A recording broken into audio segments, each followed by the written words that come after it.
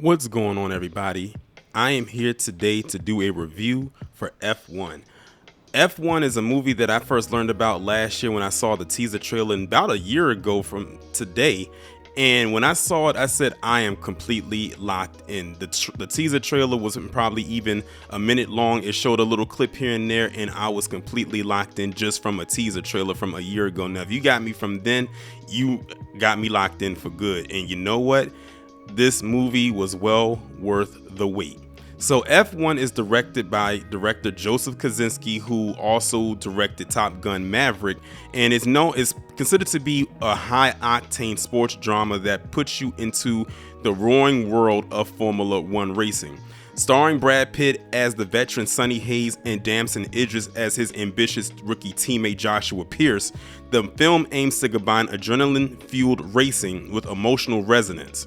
Sonny Hayes was a once promising F1 phenom from the 90s who vanished after a career-ending crash and then reemerges decades later when his old friend and team owner Ruben Cervantes, played by Javier Bardem, convinces him to revive a struggling outfit also known as APX GP, which is the name of the team that they're racing for. He returns to the grid as a mentor and also as a rival to upcoming rookie Joshua Pierce, played by Damson Idris, as the team fights to compete against the sports elite. And let me go a little bit more into the character. Brad Pitt, he's the lead. He plays Sonny Hayes. His performance was so good. And honestly, I haven't seen that many Brad Pitt movies, but I think out of all the Brad Pitt movies that I've seen so far, this one right here might be one of my favorite ones from him.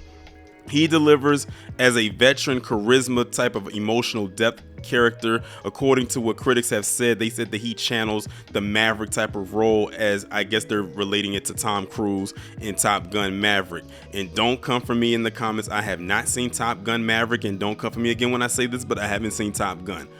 It is what it is. I might check it out eventually one day. And his performance remains as compelling as ever. Damson Idris also celebrated his grounded portrayal and mentorship from Pitt, according to an interview. And speaking of Damson Idris as Joshua Pierce, he brings fresh energy, balancing, his charisma, his character intake. And let me just say this, in case y'all are unaware, this is Damson Idris' first big screen role.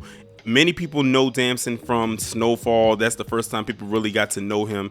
He carried that show for, I believe, 6 seasons. He did an episode of this show called Swarm, and really you didn't see much or hear from him much after that. But this is his first big on-screen role, and the fact that he's doing a big film like this alongside a veteran in Brad Pitt and even a strong supporting cast says a lot, especially because there's a lot of things circling around him now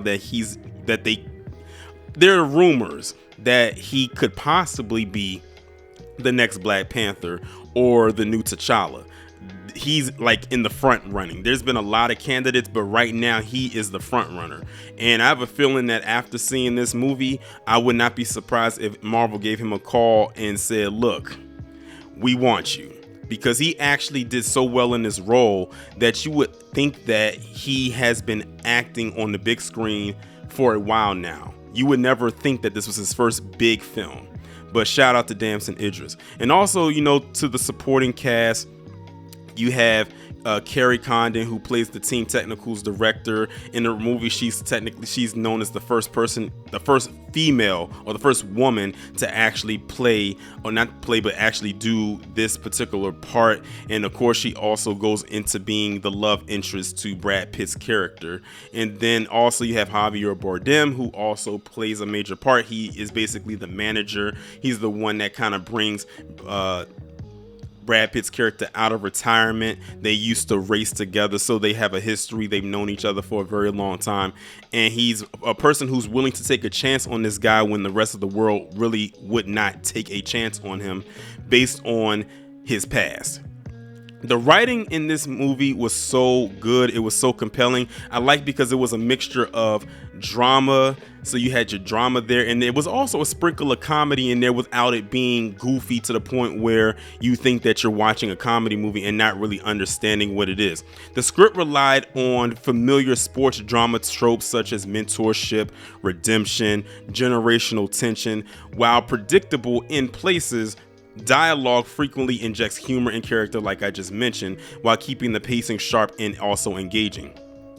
The cinematography in this movie was so well executed to the point where I think it's a strong chance that it's going to get nominated for an Oscar in the cinematography category next year at the Oscars. I think that if there's any competition Sinners might have in cinematography, it's going to be this one, hoping that both of them do get nominated. When I saw the teaser for this movie last year and I saw how they had the camera work on the side of the car, on the bottom of the car, where you're kind of looking up at the side of the car, you had them like in front of the driver, and then even some scenes where you're almost feeling like you are in the driver's seat, as well as the aerial views, that like all of that was executed perfectly. So shout out to the direction and the cinematography for this movie. Another part where this movie also excels in immensely, which is why if you do watch this movie, I would highly suggest watching it in IMAX, is the sound. Oh my God. Another Oscar nomination, in my opinion, for this movie is definitely going to come from the sound. The way that they made those sounds for those F1 cars sound on that track, and hearing it on the IMAX screen and on them IMAX speakers, it felt like you were actually there watching a Formula One race. It got to the point where I'm thinking to myself, what am I missing out on? Maybe I need to go to one of these races, because to actually be in the moment. So again, I believe sound and editing also should get nominations for that alone. So I think 3 categories, right? I can name 3 categories right off the bat that this movie should get nominated for: cinematography, sound, and editing. But if not for all 3 of them, definitely for cinematography and sound. They executed all 3 of those perfectly.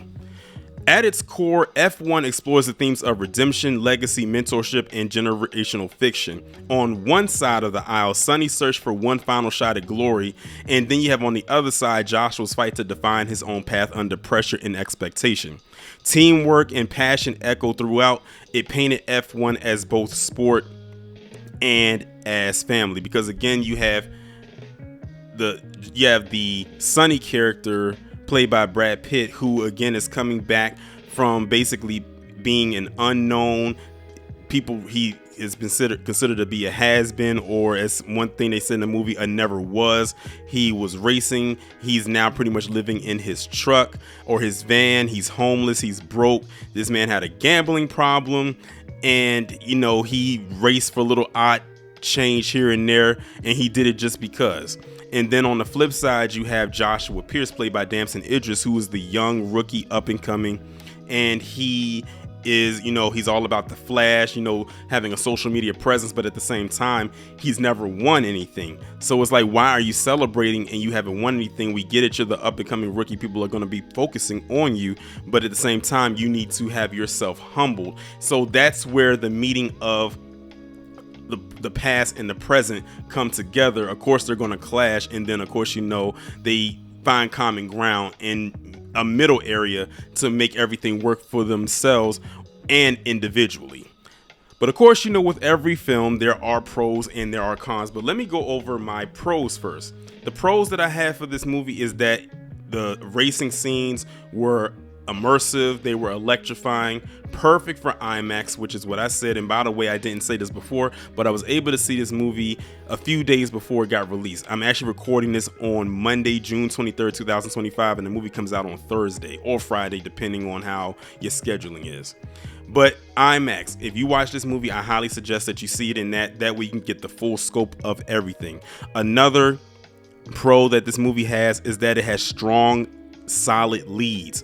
with Brad Pitt and Damson Idris. They both shine together on screen. Their chemistry was perfect. Like, they bounced off of each other perfectly. It didn't seem odd. It didn't seem awkward anytime they were on screen together. It just worked.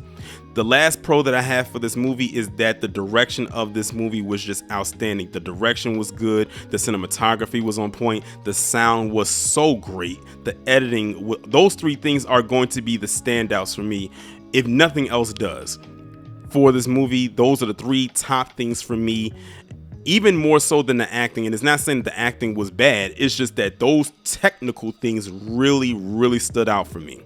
Now, of course, with every pro, there are definitely cons. So one con that I had for this movie is that while the story was great, it still leaned on a familiar cliche of the mentor prodigy thing of, oh, here's someone from the past coming in to mentor someone from the present. You know, it's good that it's interesting that you use those, but those always get used in these type of movies, especially when it comes to sports movies, to the point where it can get tiresome, it gets old, and it's like, can you come up with something different to kind of guide the story? Another con is the runtime. In case y'all are unaware, F1 is a pretty lengthy movie. F1 is about 2.5 hours long. For some people, that's a good runtime, but for some other people, this might be too long for a sports-based film.